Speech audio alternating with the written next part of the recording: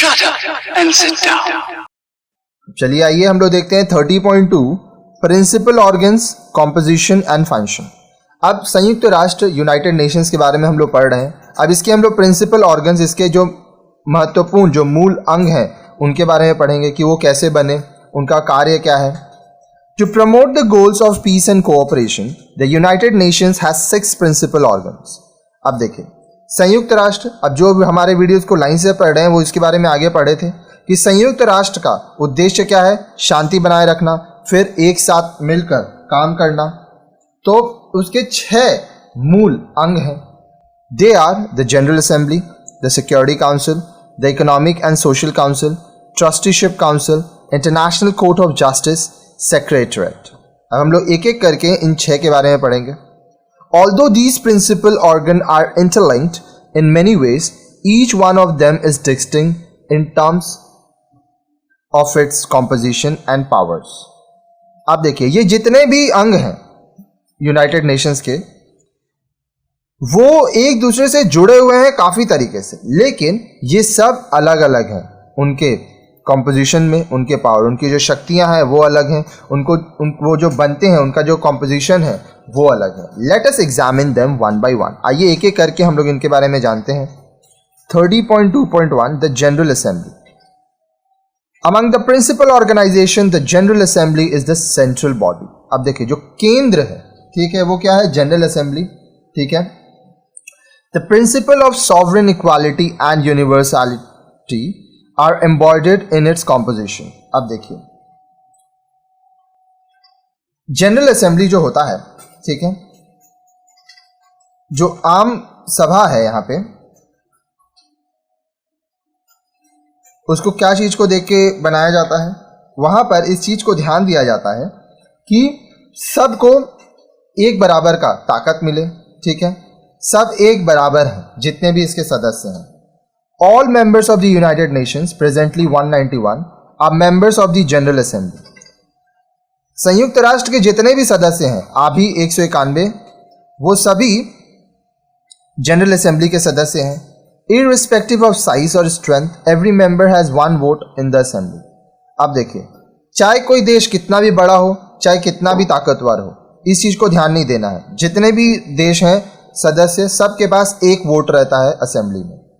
A vote cast by the United States, for example, is equivalent to the vote cast of Bhutan or Cuba।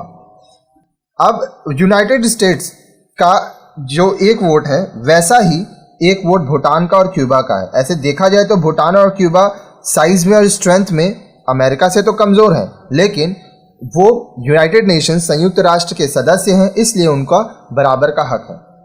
The Assembly discusses problems brought to it, makes recommendations on peace and security questions, admits new members and adopts UN budget। अब देखिए ये जो सभा है, assembly जो है, वो क्या करती है, जो जो समस्याएं इसके पास आती है उस पर यहाँ पर डिस्कशन होता है।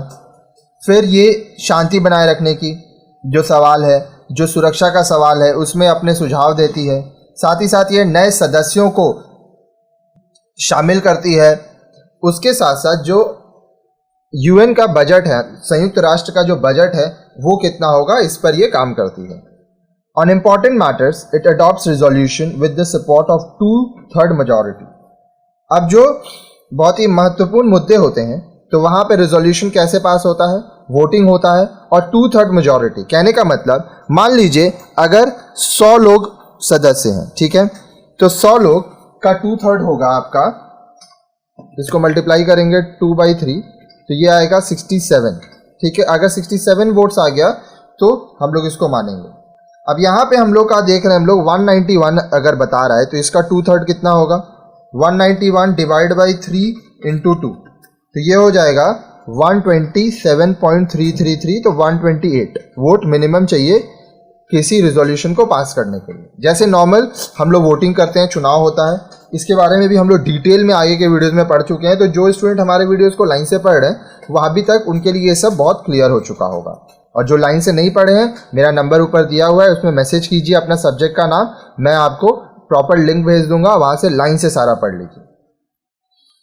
Procedural decision requires only a simple majority. अब देखिए, जो प्रोसीजरल डिसीजन है, कोई काम है उससे संबंधित है, कोई निर्णय है, तो उसमें अगर एक सिंपल मेजॉरिटी भी होता है, मतलब 191 है तो इसको 2 से डिवाइड कीजिए तो बचेगा 95.5, ठीक है। तो अगर 96 वोट मिल गया तो भी काम हो जाएगा। The assembly meets in regular session every year. अब ये जो सभा के सदस्य हैं, ये हर साल इसका सदन सेशन होता है, उसमें ये मिलते हैं। It has convened 59 such session so far. अभी तक ऐसे 59 सेशंस हो चुके हैं। The assembly also meets when needs arises in special sessions and emergency special sessions. अब ये जो असेंबली है, ये तब भी मिलती है जब बहुत ज़रूरत होता है। मान लीजिए कोई आपातकालीन स्थिति आने वाली है और इमरजेंसी सिचुएशन में स्पेशल सेशंस लाया जाता है। The general Assembly is sometimes called as the world parliament. अब ये जो जनरल असेंबली है, जो सभा है, इसको कभी कभी विश्व संसद भी कहा जाता है। It can discuss any matter. यह किसी भी मुद्दे पर डिस्कशन कर सकती है, चर्चा कर सकती है। It discusses matters which include peace and security question, environmental protection, economic development, problems on colonial administration, disarmament, refugees, population explosion, use of global commons like outer space and deep seaboard। अब देखिए, अब यहाँ पे क्या क्या मुद्दे पे बात होता है। उसमें शांति के बारे में, सुरक्षा के बारे में जो सवाल है उस पर विचार होता है, चर्चा होती है। पर्यावरण संरक्षण पे बात होती है, आर्थिक विकास, फिर जो कॉलोनियल एडमिनिस्ट्रेशन है, जो शासन करते हैं, उनके ऊपर जो समस्या है उस पर बात होता है। फिर जो हथियार है, जो वेपन्स है, उसको हटाने की बात होती है। फिर रिफ्यूजीज़ के बारे में बात होता है, पॉपुलेशन एक्सप्लोजन। अब देखिए, यहाँ पे एक वर्ड है रिफ्यूजी। अब रिफ्यूजी होता क्या है? मान लीजिए आपके देश में दूसरे देश के लोग अगर आके रहने लगे तो वो एक रिफ्यूजी है, क्योंकि वो आपके देश का नागरिक नहीं है। तो वो भी एक बहुत बड़ी समस्या है बहुत सारे देशों के लिए। उसके बाद देखिए, पॉपुलेशन एक्सप्लोजन, मतलब बहुत जोरों से जनसंख्या बढ़ रही है, तो ये भी एक समस्या है। फिर use of global commons like outer space, deep sea board, इन सब चीज़ों के बारे में बात होता है। ये जो वर्ल्ड पार्लियामेंट है, विश्व संसद, उसमें it can only make recommendation. ये सिर्फ सुझाव ही दे सकते हैं। As a part of this function, the Assembly has adopted a number of important declarations containing principles of international cooperation in political, economic, social and other matters. अब देखिए, संयुक्त राष्ट्र का जो काम है, उसके अंतर्गत ये जो सभा है, ये बहुत सारे महत्वपूर्ण घोषणाएं किए हैं, निर्णय लिए हैं। जैसे अंतर्राष्ट्रीय स्तर पर राजनीतिक, आर्थिक, सामाजिक और दूसरे मुद्दों पर कैसे मिलके काम होगा, कैसे सब कुछ ठीक किया जाएगा।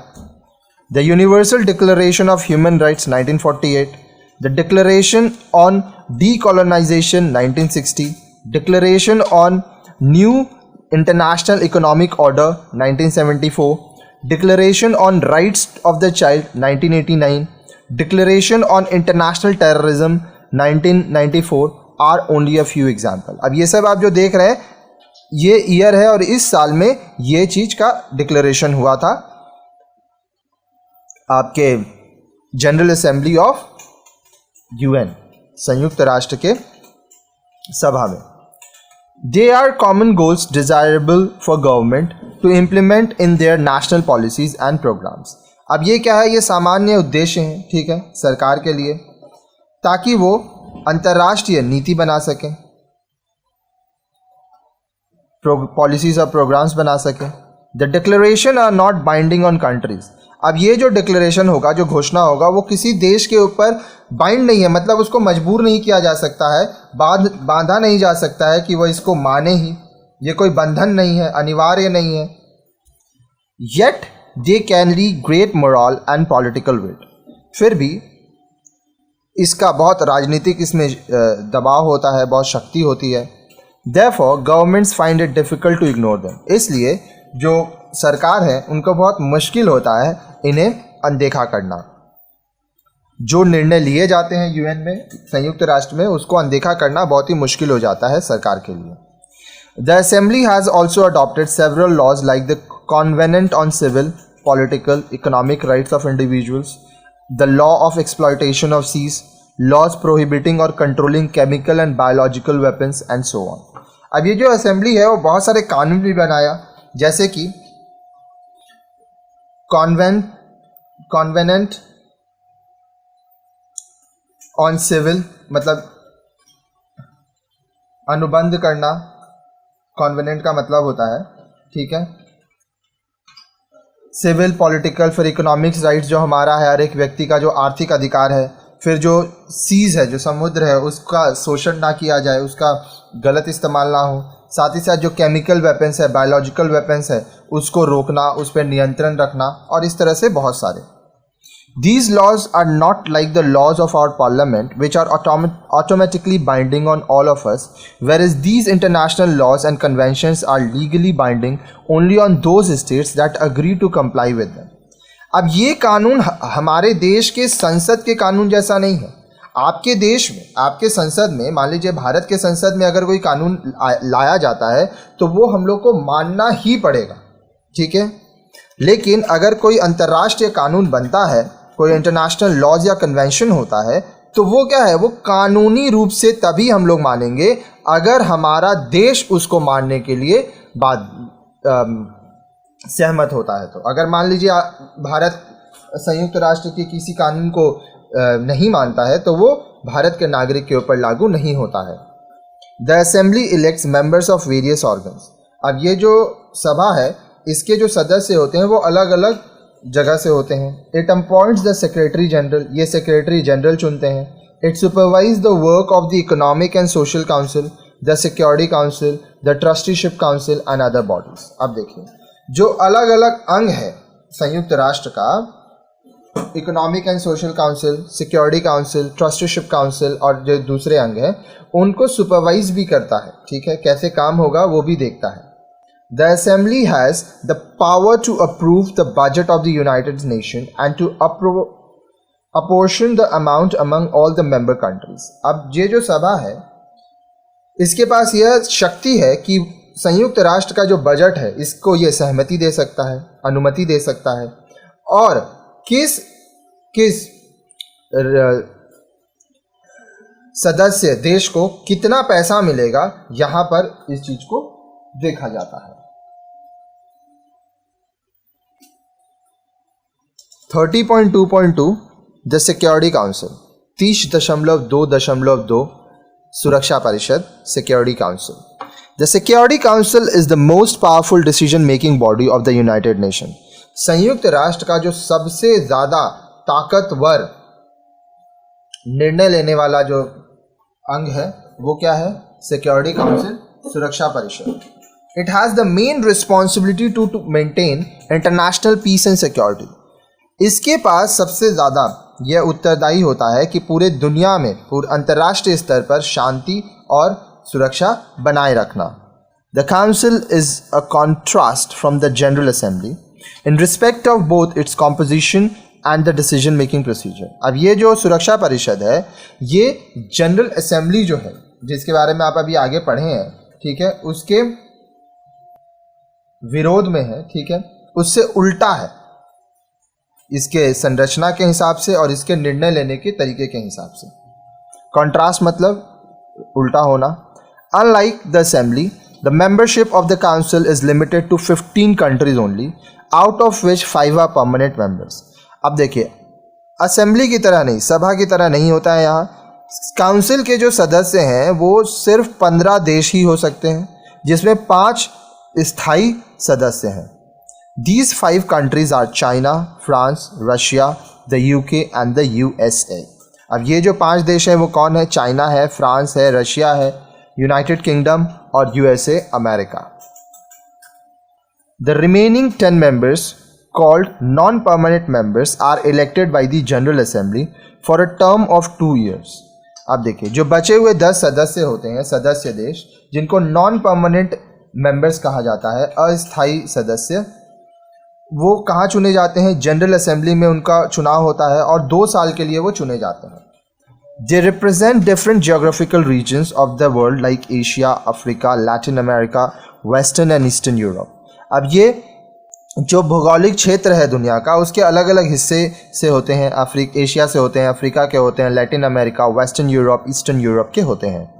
It was initially hoped that its small size could make it easy for the council to take decision on procedural matter by 9 affirmative votes, simple majority. अब देखिए, ये पहले सोचा गया था कि इसका जो साइज़ है वो छोटा है, तो ये जो काउंसिल है इसको निर्णय लेने में बहुत ही आसान होगा. ठीक है, सिर्फ 15 में से अगर 9 का वोट मिल जाता है, ठीक है, तो काम हो जाएगा. On substantive question the 9 affirmative votes should include conquering vote of the permanent members. अब देखिए, अब जो महत्वपूर्ण मुद्दे आते हैं, ठीक है, उसमें जो 5 मेंबर है, ठीक है, उनका मेल खाना ज़रूरी है, उनका वोट ज़रूरी होता है. In other words, the council can not take decision of a major significance if any one of the 5 permanent members cast a negative vote. दूसरे शब्दों में, ये जो 5 परमानेंट देश हैं, China, France, Russia, UK, USA, अगर कोई एक भी नेगेटिव वोट देता है तो जो निर्णय है वह नहीं लिया जा सकेगा. This special privilege of the permanent members is popularly known as the veto power. अब ये जो इस विशेषाधिकार दिया जाता है स्थायी सदस्यों को, चाइना, फ्रांस, रशिया, यूके और यूएसए को, इस शक्ति को हम लोग वीटो पावर के नाम से जानते हैं. To abstain from voting in the security council is not veto. अब देखिए, यहाँ पे एक वर्ड है एब्स्ट्रेन. एब्स्ट्रेन का मतलब क्या होता है? एब्स्ट्रेन का मतलब होता है बचना, अलग रखना. ठीक है, तो अगर आप सिक्योरिटी काउंसिल से किसी को अलग रखना चाहते हैं, परहेज रखना चाहते हैं, तो वो वीटो नहीं हुआ. The veto provision has faced criticism from the very beginning. आप देखिए, जो वीटो प्रोविजन है, मतलब ये 5 जो परमानेंट देश हैं, इनको जो शक्ति दी गई है, इसका प्रारंभ से ही इसकी आलोचना होती है. The veto power dilutes the principle of sovereign equality of member countries. अब देखिए, वीटो पावर से क्या होता है, जो सदस्य देश हैं उनकी जो शक्ति का जो सिद्धांत है वो नहीं रहता है, बराबर नहीं होते हैं सब. Veto, the 5 permanent members of the UN have power or privilege to cast a negative vote on substantive question or matter. This privilege is known as veto power. अब मान लीजिए कोई महत्वपूर्ण मुद्दा आया सिक्योरिटीज काउंसिल, सुरक्षा परिषद के पास. अब 5 में से कोई भी एक देश उसके खिलाफ वोट कर दिया, तो वो जो मुद्दा है वह खारिज हो जाएगा. ठीक है, उसको नहीं माना जाएगा. The power and function of the security Council are limited to the task of maintenance of international peace and security. अब जो सुरक्षा परिषद है, इसका जो शक्ति है और इसका जो कार्य है वो क्या है? वो अंतर्राष्ट्रीय सुरक्षा और अंतर्राष्ट्रीय शांति को बनाए रखना है. In case a dispute arises between 2 और मोर countries, the council can make appropriate recommendation in the interest of peaceful settlement of the dispute. अब मान लीजिए, अगर कभी ऐसा परिस्थिति आता है कि 2 या 2 से अधिक देशों के बीच कोई विवाद हो गया, तो जो सुरक्षा परिषद है वो अपना सुझाव दे सकता है ताकि शांति से समझौता हो सके. Nevertheless, these recommendations are not binding of the unwilling state. अब देखिए, ये जो सुझाव होगा, ये जो राज्य नहीं मानना चाहता उसके ऊपर आप बंधक नहीं कर सकते, ज़बरदस्ती नहीं कर सकते. For example, on the Jammu and Kashmir dispute, the Security Council resolutions are not legally binding on either India or Pakistan unless both countries willingly accept them. उदाहरण के लिए, जम्मू और कश्मीर का जो मुद्दा है, इसमें सुरक्षा परिषद जो अपना सुझाव दिया, ये भारत या पाकिस्तान किसी के लिए भी कानूनी रूप से वो बाध्य नहीं है कि वो सुरक्षा परिषद के सुझाव को माने. जब तक भारत पाकिस्तान दोनों मिल के सुझाव को नहीं मानेंगे, तब तक सुरक्षा परिषद का जो सुझाव है वो नहीं लिया जाएगा। The council can use extraordinary power to deal with wars और threats of wars between countries. अब सुरक्षा परिषद के पास असाधारण शक्ति भी है। जब अगर उस कहीं युद्ध हो रहा है या युद्ध होने का खतरा है किसी दो देश में, तो उसमें वह कदम उठा सकता है। In such an event the council can determine who the aggressor is and can call for a necessary step to restore peace. अगर ऐसा कभी कोई परिस्थिति आता है तो जो सुरक्षा परिषद है वह इस बात को पहले देखता है कि कौन अग्रेसर है, कौन आक्रमण करने वाला है, और फिर बुलाया जाता है और कदम उठाए जाते हैं ताकि शांति बनाई जा सके। These steps may include, at the discretion of the council, economic sanction like freezing of assets abroad, banning of export and import, और military actions by land, sea और air। अब देखिए इसमें क्या क्या कदम उठाते हैं। जो काउंसिल है, ठीक है, सुरक्षा परिषद, वो अपना निर्णय दे सकता है, ठीक है, जो आर्थिक जो मदद मिलती है उसको रोक सकता है देश का, फिर एक्सपोर्ट इंपोर्ट पे रोक लगा देगा, फिर जो मिलिट्री एक्शन है ज़मीन पर आसमान में, समुद्र में, उस सब को रोक लगा देगा। Notably, whenever the Security Council takes such steps, they are binding not only the states directly involved in the war, but also on all members of the United Nations।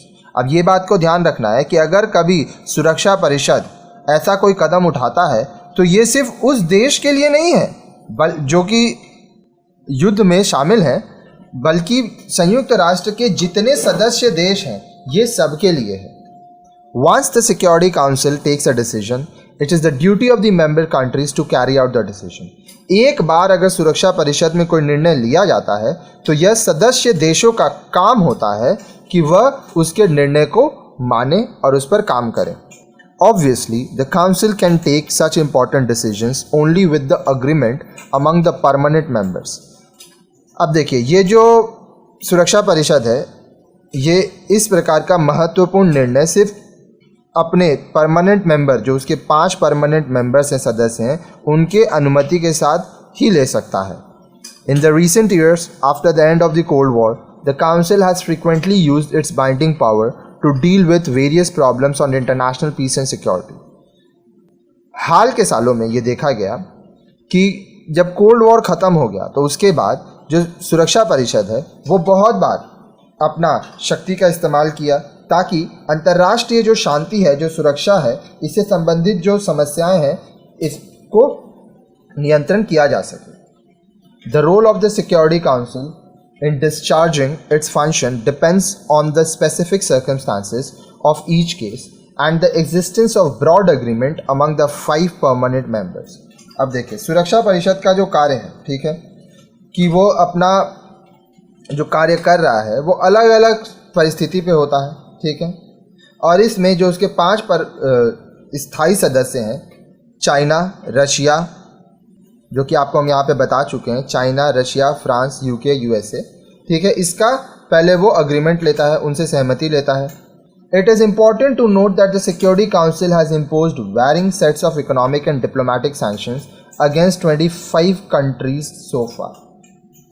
अब ये भी चीज़ आपको ध्यान देना है कि जो सुरक्षा परिषद है वो बहुत सारे देश, लगभग 25 देशों के खिलाफ आर्थिक और कूटनीतिक जो वो मदद कर रहे हैं वो लाए।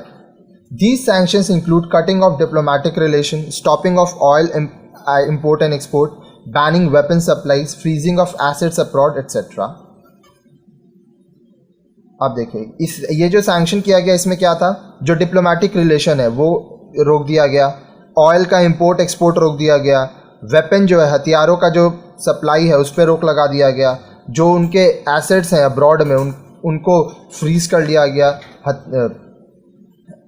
उनसे छीन लिया गया।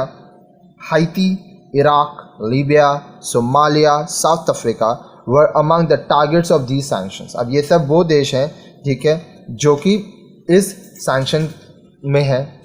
Since no armed forces are placed under the UN to fight an aggressor, even after the 5 decades of the Charter's commitment to it, it has requested member countries to contribute towards such a force to take military action for restoring peace। आप देखिए कोई भी arm forces का इस्तेमाल नहीं किया गया, ठीक है, संयुक्त राष्ट्र द्वारा, ताकि जो आक्रमण देश है उसके खिलाफ लड़ाई किया जा सके। 5 दशक मतलब 50 साल हो गया, लेकिन अभी तक एक बार भी ऐसा परिस्थिति नहीं आया कि जो अग्रेसर है, जो आक्रमण देश है, उसके खिलाफ यूनाइटेड नेशंस कोई कदम उठाए, युद्ध करे। तो वो जो अपना मेंबर कंट्रीज है, जो सदस्य देश हैं, उनसे रिक्वेस्ट करते हैं कि वो अपना योगदान दें, कि अगर ज़रूरत पड़े तो मिलिट्री एक्शन भी लिया जाए, सैनिकों का भी इस्तेमाल किया जाए शांति बनाए रखने के लिए। The UN authorized military action to push North Korean forces from South Korea in 1950 and Iraq from Kuwait in 1990। संयुक्त राष्ट्र जो है वो क्या किया, वो अनुमति दिया कि नॉर्थ कोरियन को हटाने के लिए साउथ कोरिया से 1950 में सैनिकों का इस्तेमाल किया जाए, और कुवैत से इराक को हटाने के लिए 1990 में वो ऑथोराइज किया कि आप यहाँ पर मिलिट्री एक्शन लीजिए। Notably, in recent cases, the Council refused to authorize the US war against Iraq। अब ये चीज़ भी ध्यान देना है कि जो सुरक्षा परिषद है वो इस बात को नकार दिया कि US इराक के खिलाफ युद्ध करे। Therefore, the US war in Iraq 2003 was illegal। इसलिए अमेरिका जो 2003 में इराक में युद्ध किया था वो गैर कानूनी था। The Security Council sent soldiers of member countries to a troubled area with the agreement of the government concerned to bring calm and normalcy। अब जो सुरक्षा परिषद है वो अपने सदस्य देशों में सैनिक भेजते हैं, सोल्जर्स भेजते हैं जहाँ पर कुछ समस्या हुई है। ये तभी होता है जब उस देश की सरकार सहमत हो, ताकि वहाँ पर शांति बनाई जा सके और स्थिरता लाई जा सके। This largely successful activity is known as peace keeping operation. अब ये जो बहुत ही बड़े स्तर पर जो कामयाब जो काम किया संयुक्त राष्ट्र, इसको कहा जाता है piece keeping operation. 30.2.3 the Economic and Social council. अब देखिए आर्थिक और जो सामाजिक परिषद है, आइए इसके बारे में पढ़ते हैं। The Economic and Social Council works to promote international cooperation in economic and social field. अब देखिए आर्थिक क्षेत्र में और सामाजिक क्षेत्र में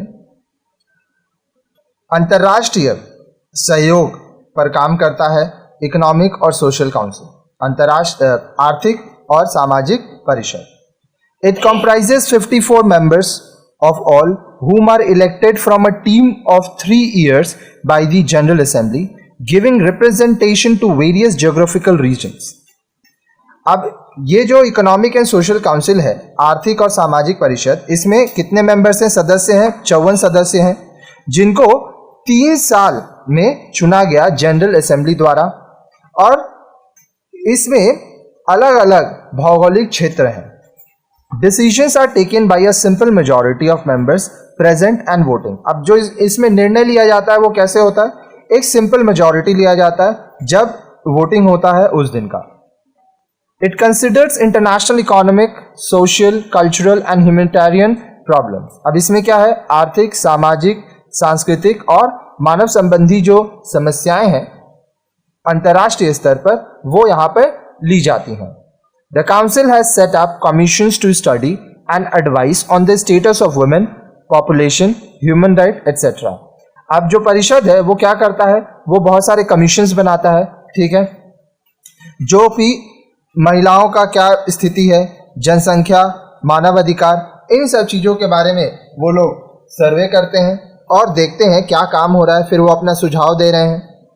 It has the power to coordinate the activities of various specialized agencies like the International Labour Organization, the World Health Organization, etc., which are discussed in a separate lesson in this book। अब देखिए the Economic and Social council का जो शक्ति है वो क्या है?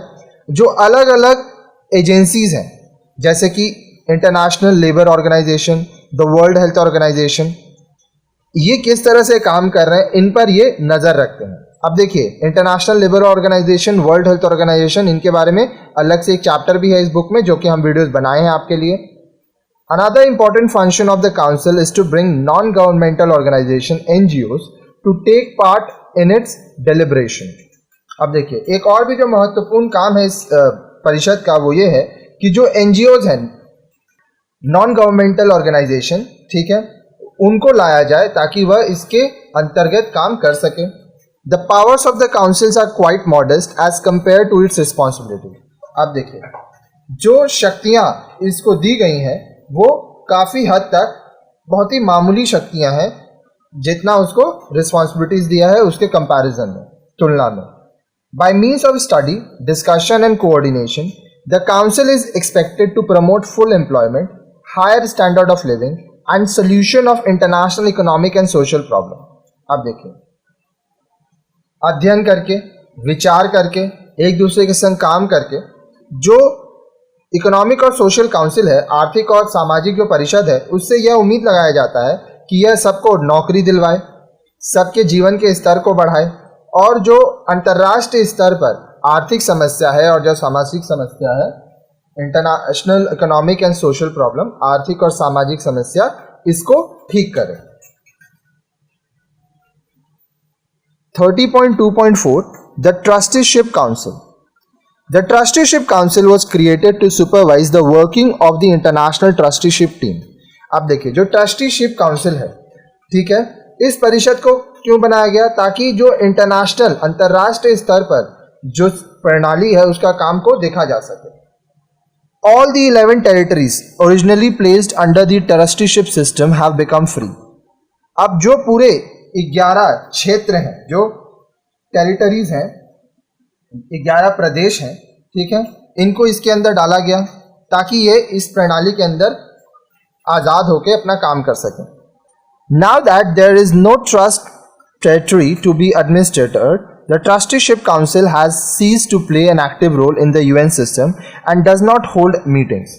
अब क्या है, कोई भी ट्रस्ट टेरिटरी का ज़रूरत नहीं है, ठीक है, तो इसलिए जो ट्रस्टीशिप काउंसिल है उसका जो काम था वो खत्म हो गया है यूएन के प्रणाली में, संयुक्त राष्ट्र के काम में, और यहाँ पर अब कोई सभा नहीं होता है। The charter has to amended to dissolve this organ. अब एक चार्टर बनाना होगा जिसमें बदलाव आए और ये जो ट्रस्टीशिप काउंसिल है इसको खत्म कर दिया जाए। International trusteeship system was created for administration and supervision of such trustees which had not attend independence. अब देखिए इंटरनेशनल ट्रस्टीशिप तब इसलिए बनाया गया था ताकि वो सब जो क्षेत्र हैं, वो सब जो प्रदेश हैं, इलाका है, उसको देखा जा सके, उस वहाँ पर एडमिनिस्ट्रेशन हो, सुपरविजन हो, जिनको आज़ादी नहीं मिली है। It replace the league mandate system. अब जो लीग मैंडेट सिस्टम जो है उसको हटा दिया ये। फिर है 30.2.5 the international Court of justice. अंतर्राष्ट्रीय स्तर पर जो न्याय के लिए कोर्ट है, The International Court of Justice, known as the World Court, located at The Hague, the Netherlands, is the principal judicial organ of the United Nations. अब देखिए अंतर्राष्ट्रीय स्तर पर न्याय के लिए, जिसको विश्व की अदालत कहते हैं, वो कहाँ पर है? नेदरलैंड्स के हेग नाम की जगह पर, ठीक है, और ये संयुक्त जो राष्ट्र है, ठीक है, उसका मूल न्याय अंग है, यहाँ से न्याय लिया जाता है। इट कंसिस्ट ऑफ 15 जजेस who are elected jointly by the general assembly and the security councils for a term of 9 years. इसमें 15 जज होते हैं। इनको कौन चुनता है? जनरल असेंबली और सिक्योरिटी काउंसिल, सुरक्षा परिषद मिलके, और ये 9 साल के लिए चुने जाते हैं। Let us not confuse this court with national court like supreme court of India. अब इसको आप सुप्रीम कोर्ट जैसा होता है राष्ट्रीय स्तर पर जो होते हैं, जैसे भारत में सुप्रीम कोर्ट है, इससे आप इसकी तुलना ना करें। Only member Nations, not private individuals, can bring cases before the court. अब इसमें जो सदस्य देश हैं, जो राष्ट्र हैं, वही अपने मुद्दा ला सकते हैं। कोई व्यक्ति जाके यहाँ पे अपना केस नहीं ला सकता है। And the judgements are not binding. So far the court has handle 72 cases. और इसमें जो निर्णय लिया जाएगा वो किसी देश के ऊपर बाध्य नहीं होगा, वो देश उसको मानने के लिए बंधक नहीं होगा। अभी तक इसमें लगभग 72 मामलों की सुनवाई हो चुकी है। 30.2.6 the secretariat. The Secretariat General comprises the international staff posted at the UN headquarters, New York, and the other locations throughout the world. आप देखिए जो सेक्रेटरीट जनरल है ये इनमें वो लोग होते हैं जो इंटरनेशनल अंतर्राष्ट्रीय स्तर पर काम करते हैं। कहाँ कहाँ पर? यूएन हेडक्वार्टर में, न्यूयॉर्क में और भी अलग अलग जगहों पर पूरे विश्व में। They are expected to be impartial and independent in the discharge of their responsibility. अब उनसे ये उम्मीद रखा जाता है कि वह किसी का पक्ष लेके काम नहीं करेंगे, आज़ादी से काम करेंगे, अपना सारा जो उनका उत्तरदायित्व है उसको निभाएंगे। The United Nations and not any particular member country. अब देखिए ये काम किसको करेंगे? यूनाइटेड नेशंस के आधार पर, ठीक है, संयुक्त राष्ट्र के नज़रिए से किसी एक देश के जो सदस्य देश है उसको आधार रख के ये काम नहीं करेंगे।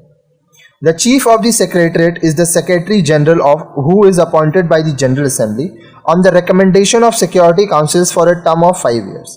अब देखिए जो मुख्य होता है, जो चीफ ऑफ द सेक्रेटरीट होते हैं उनको सेक्रेटरी जनरल कहा जाता है, ठीक है, जिसको जनरल असेंबली द्वारा नियुक्त किया जाता है सुरक्षा परिषद सिक्योरिटी काउंसिल के सलाह पर, और इनका कार्यकाल 5 साल के लिए होता है। Since the inception of the organization, 6 persons have served the Secretary General. अब देखिए जब से ये संस्था बनी है तब से 6 लोग सेक्रेटरी जनरल का काम किए हैं।